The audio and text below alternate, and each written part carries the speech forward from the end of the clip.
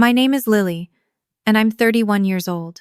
8 months ago, I sat at a table near the kitchen exit of my mother-in-law's $180,000 charity gala, while 300 guests mingled, laughed, and clinked champagne flutes 20 feet away, because she had decided I wasn't impressive enough to stand in her circle.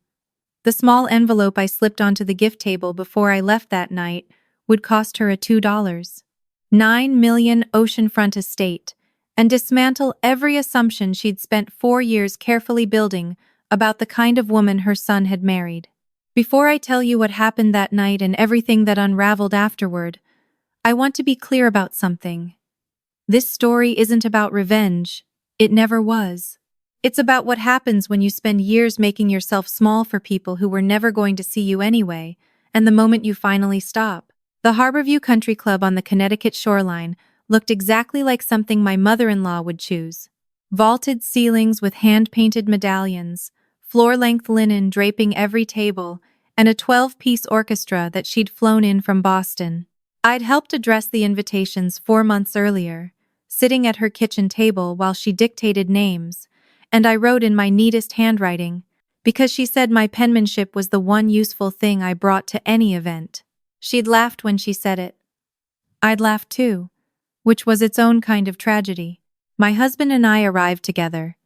He looked handsome in his navy suit, and I wore a deep burgundy dress I'd ordered 3 weeks before, something simple and elegant that I thought struck the right note. He squeezed my hand in the car and told me I looked beautiful. That part I believed. What I didn't believe was that it would matter. The moment we walked through the doors, my mother-in-law appeared from a cluster of guests like she'd been watching for us.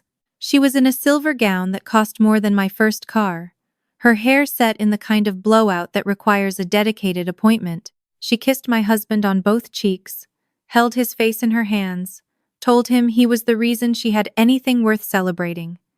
Then she looked at me. Lily. Just my name. Flat and brief, the way you'd acknowledge a piece of furniture you'd moved to a different room. You look stunning, I told her. And I meant it, which made it worse. She was already steering my husband by the elbow toward a group of men near the bar. Come, there are people you absolutely must meet. Senator Hargrove just arrived. And just like that, he was 10 feet away and still moving, glancing back at me with an apologetic expression I'd learned to translate over 4 years of marriage. It meant, I'll come back. It meant, I'm sorry. It meant, I don't know how to stop this. A woman with a clipboard materialized beside me, one of the event staff. She smiled professionally. Mrs. Calloway, your seating card is at table 17. I followed her to table 17. It was positioned behind a structural column, adjacent to the service corridor, a strategic placement that would have impressed me if it weren't intended for my humiliation.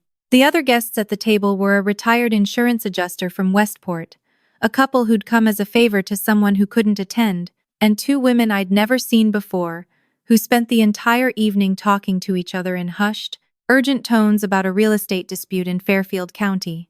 The centerpiece was slightly shorter than every other table in the room. I noticed that immediately. Across the ballroom, my mother-in-law was in her element. She moved through the crowd like water, touching shoulders, throwing back her head to laugh at precisely the right moments, guiding important people toward each other with the practiced ease of someone who'd been performing this role her entire adult life. She was good at it. I'd always acknowledged that. Being good at something isn't the same as being a good person. My husband found me during the cocktail hour, staying for 20 minutes before she summoned him again with a look from across the room, the kind of look that had a 40-year history behind it. He kissed my temple. I'll get back to you before dinner. I promise. He didn't make it back before dinner. I sat through the salad course alone. The retired insurance adjuster told me about his knee surgery. I listened. I'm a good listener. It's one of the things I do well that no one in that family had ever noticed. The moment that changed the evening happened during the main course. A woman in a cobalt blue dress stopped at our table, clearly lost, looking for someone. She was in her mid-40s, with the kind of effortless confidence that comes from being precisely where you belong everywhere you go. She glanced at the table number, frowned, and then looked at me. Something shifted in her expression. "You're not, are you, LJ Hartwell?" LJ Hartwell was my pen name. Had been for 6 years. I felt the familiar tightening in my chest, that small moment of calculation I went through every time someone made the connection in an unexpected place. "I am," I said. She sat down uninvited in the empty chair beside me, leaning forward like we were the only 2 people in the room. "I assigned your second book in my graduate seminar at Yale last spring. The whole class was devastated when you turned down that Columbia residency. Are you working on something new? Please tell me you're working on something new." I was. I'd been working on something new for 14 months.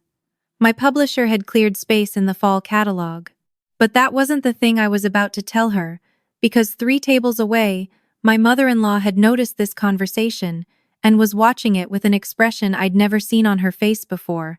Something between confusion and alarm. I excused myself shortly after that.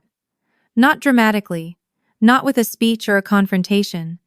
I simply folded my napkin, picked up my clutch, and stopped at the gift table near the entrance. There was an envelope I'd been carrying since we left the house. Thick cream paper, sealed. I'd addressed it to my mother-in-law, in my best penmanship, the one useful thing I apparently contributed. I set it between a wrapped box and a vase of peonies. My husband was still in conversation when I texted him. "Taking a car home. Enjoy the rest of the night. I love you," he called twice. I didn't answer. Not because I was angry at him, but because I needed the 40-minute drive back to our house in silence, the windows cracked, October air running cold through the car, to sit alone with the version of myself I'd been carrying quietly for years. I want to tell you about how I got here. Not the triumphant version, not the LinkedIn summary. The actual story, with the parts that are harder to explain. When I met my husband 6 years ago, I was already 2 years into something I hadn't told anyone about, not fully. I'd always written. Journals since I was 9. Short stories in college. A blog in my mid-20s. That I kept under a pen name. Because I wasn't ready for anyone I knew to read what I was actually thinking. The blog found an audience slowly, then quickly, the way these things sometimes do. Publishers started emailing. I thought it was spam the first time. My debut book came out under the pen name LJ Hartwell the year before our wedding. It was a quiet release. No tour, no event, no photo. My publisher respected my privacy. It was written into the contract. The book sold well enough. Then it sold surprisingly well. Then a piece in The Atlantic mentioned it, and everything accelerated in a way that still catches me off guard when I think about it. By the time I married my husband, I had a second book on submission, and a readership I'd never intended to acquire. I told him everything on our 3rd date, sitting in a booth at a diner in New Haven at midnight, watching his face move through disbelief and then something quieter, something that looked like wonder. He understood why I kept it private. He kept the secret the way you keep something precious, carefully, without making it heavy. His family was a different calculation. My mother-in-law introduced me at our first dinner as the girl Michael met at that conference. I was a high school English teacher at the time, which she noted with the kind of polite neutrality that is its own form of dismissal. Over the following 4 years, I was referred to variously as Michael's wife, the teacher, then later just Michael's wife. Then, at the gala, apparently not at all, since she'd introduced him to Senator Hargrove and his wife without mentioning she was standing next to her daughter-in-law. I'd heard her on the phone with my sister-in-law once, 6 months into our marriage, standing in the hallway outside the kitchen. She hadn't known I was there. She said, "She's perfectly pleasant. But pleasant isn't the same as suitable. I just wanted more for him." She paused. Someone with real ambition. I'd walked back to the living room without making a sound. My husband was reading on the couch. I sat beside him, and he put his arm around me, and neither of us said anything. And that was the night I decided I would never perform my accomplishments for her approval. Whatever I built would be built for itself, not to prove a point, and not for her. That had been the plan, right up until she called me a teacher's aide. It happened at Easter dinner, 7 weeks before the gala. Her sister had visited from Scottsdale, a loud, kind woman who'd been warm to me from the first time we met. She asked what I did, the way you ask someone you genuinely want to know. I said I taught, and also did some writing on the side. My mother-in-law had interjected, airily, barely looking up from carving. She helps out at the school. Teacher's aide work. Very admirable. She said it to her sister, not to me, as though I wasn't in the room, as though my presence at the table was itself provisional. I smiled and ate my ham. But something shifted that night, the way a lock clicks open when you've been turning the key in the wrong direction for years. The third book had been delivered to my publisher in February. I'd been in negotiations since January, about something larger, something I'd decided to pursue after years of deflecting similar conversations. My literary agent had been patient with me. My publisher had been patient with me. Everyone in that professional world had been patient with me in a way my mother-in-law's world had never managed. The deal closed 2 weeks before the gala. I signed the papers at my attorney's office in Midtown on a Tuesday morning. A 3-book deal with a major publishing house, a first-look agreement with a production company in Los Angeles, and an advance that I will not state here, except to say that my husband held my hand when I told him the number, and then very quietly said, "I always knew." The envelope on the gift table at the Harborview Country Club contained one thing: an advance copy of the third book, not yet released to the public, with a handwritten note on the title page. I'd written, "To the woman who taught me that being underestimated is the greatest gift anyone can give you. With gratitude, L.J. Hartwell." I'd added below that, in smaller letters, my real name, Lily Calloway, the teacher's aide. I was home by 10 o'clock, out of my dress and into sweatpants, making tea in the kitchen when my phone began to ring. My mother-in-law's name lit up the screen 4 times before I set the phone face down on the counter. Then my sister-in-law. Then a number I didn't recognize with a Connecticut area code. Then my mother-in-law again. My husband came home at 11:15. He stood in the kitchen doorway for a moment, looking at me with an expression that contained several things at once. Then he crossed the room and hugged me for a long time without saying anything. "Your mother opened the envelope," I said into his shoulder. "In front of about 40 people," he confirmed, "including Senator Hargrove's wife, who apparently has been trying to get an endorsement from L.J. Hartwell's publisher for her literacy foundation for 2 years. I pulled back to look at him. "Is she okay?" He considered this with the seriousness it deserved. "She's not okay," he said. "She's not hurt. She's humiliated. Which for her might be worse." By morning, I had 62 missed calls. My mother-in-law had called from 4 different phones. My sister-in-law had texted 17 times, the messages moving from urgent to frantic to something that finally landed on a single word: "Please."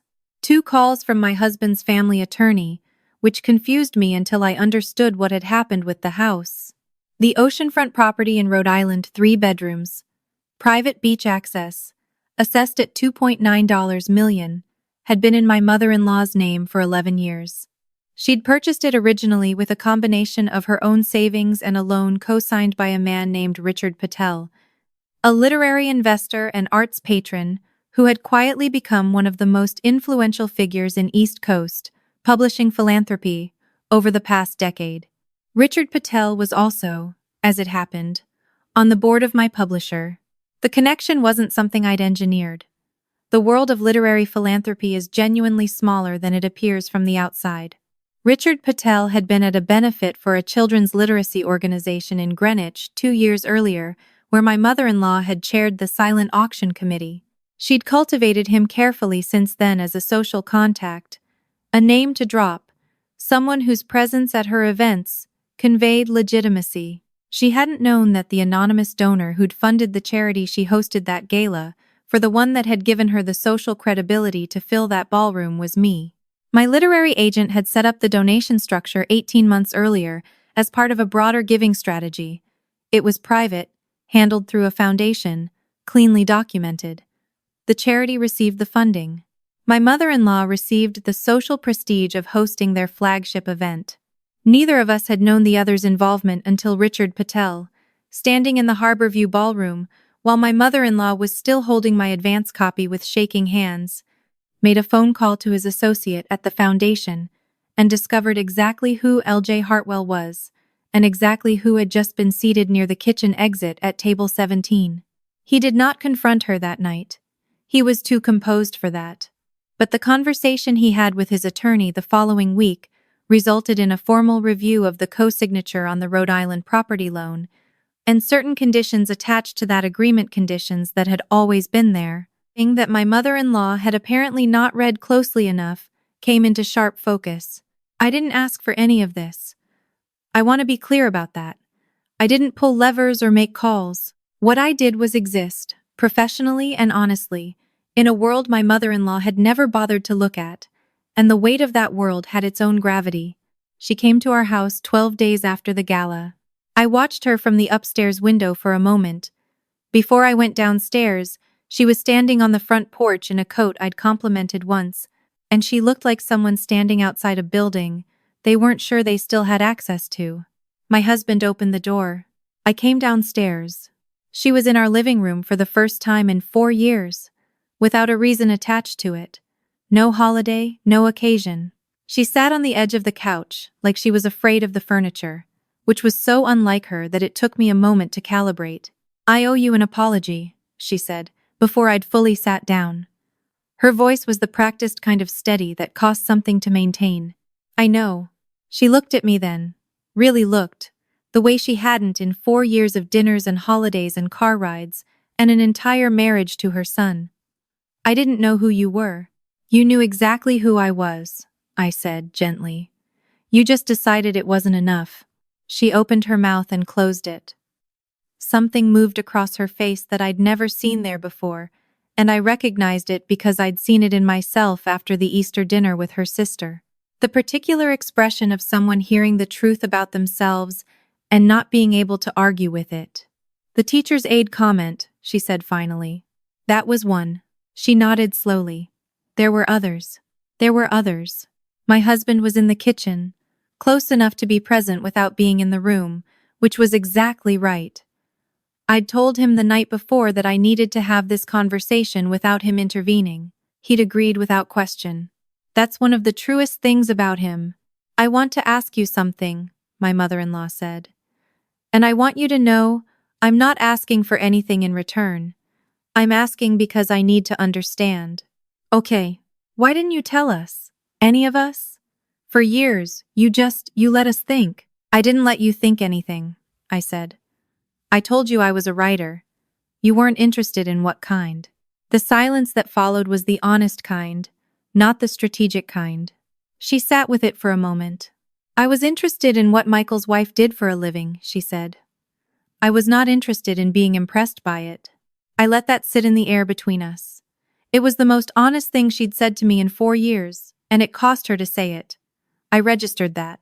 "Then I think that's the answer to your question," I said. She left 40 minutes later. We didn't hug. We didn't make plans. She shook my hand at the door, formally, like we were meeting for the first time, which in some ways we were. She said she hoped I'd consider coming to Christmas. I said I'd think about it. Both of us knew that was going to take a long time. The months that followed were an education in how quickly a social ecosystem reorganizes itself when the assumed hierarchy turns out to be wrong. My mother-in-law had built her identity on curation, the right people, the right events, the right image. When it became widely known in her circle that the woman she'd seated at table 17 was L.J. Hartwell, the recalibration was swift, and I'm told not particularly kind. Senator Hargrove's wife sent me a handwritten note requesting an introduction. My publisher's publicist fielded 3 calls from Connecticut Society journalists who wanted to write about the gala, none of which I permitted. The Women's Literacy Foundation I'd been donating to anonymously sent an official letter asking if I would consider joining their advisory board, which I did. My sister-in-law called me every 2 weeks for the first month. She was genuine in her distress, and it wasn't about the money or the house or the social fallout. She kept saying the same thing in different ways. "I watched my mother dismiss you for 4 years, and I didn't say anything. I thought I was staying out of it. I understand now that I was participating." I appreciated that she said it. Acknowledgement matters. It's not the same as repair, but it's the honest beginning of one. My mother-in-law lost the Rhode Island property in March. The review of the loan terms was completed. Certain conditions weren't met, and Richard Patel exercised his contractual right in a way that was legal, clean, and final. She did not call me when it happened. She called my husband, who listened without saying much, and then came to find me in my home office where I was in the middle of a chapter. He sat down on the small couch by the window and looked at me for a moment. She asked me to ask you if you had anything to do with it. I didn't. He nodded. I told her that. Do you believe me? I've always believed you, he said, which was true in a way that still moves me when I think about it. The house was eventually sold. The proceeds went partially towards satisfying the loan and partially into a trust. Whatever remained was my mother-in-law's business. I was not part of that calculation, and I had no desire to be. What I had was a finished manuscript, a release date circled on the calendar, and a clarity about my life that I hadn't possessed a year earlier. The advance copy I'd left in that envelope, the one my mother-in-law had opened in front of 40 people. The book came out in the spring. The dedication page read, "For the ones who were told they were too quiet, too simple, too small. You were never any of those things." My mother-in-law bought a copy. I know because the bookstore in her town sent me a photo when she came in, which was unnecessary of them but oddly touching.